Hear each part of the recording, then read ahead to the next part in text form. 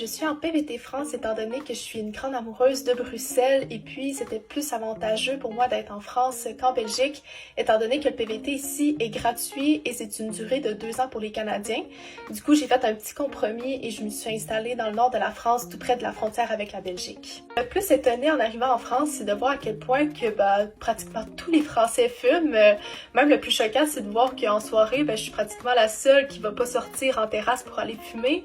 Même aussi, ce qui me choque, c'est que au Québec, on sait pas fumer dans une porte d'entrée, il faut être au moins à 9 mètres de distance, et même que on sait pas fumer non plus en terrasse. Donc de voir qu'ici en France, c'est vraiment imprégné dans la culture, ça m'a un peu choquée.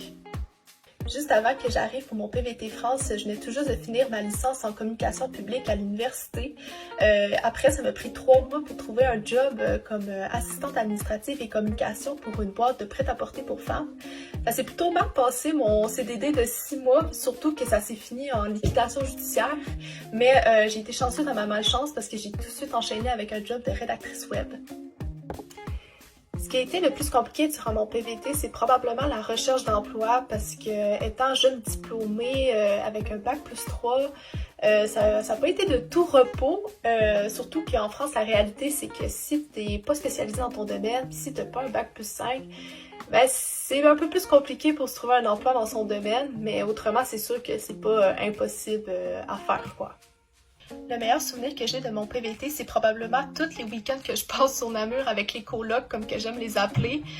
Autrement, le 21 juillet dernier, c'était vraiment une journée significative parce que c'était la fête nationale belge. Puis en plus de ça, j'étais sur Bruxelles avec mes 2 meilleurs amis du Québec. Donc voilà. Si j'avais un seul conseil à donner à un futur PVTiste, c'est de surtout pas hésiter. Faut sauter le pas. Même si vous avez peur, parce que je crois qu'il n'y a aucun PVTiste dans ce monde qui n'a pas eu peur au cours du processus.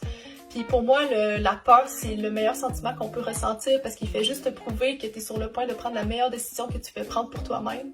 De toute façon, ce sentiment-là, il est passager. Après, ça vaut tellement plus la peine parce que vous allez vous sentir fier de vous, puis vous allez vous sentir plein de confiance. Donc, faut surtout pas hésiter à sauter le pas.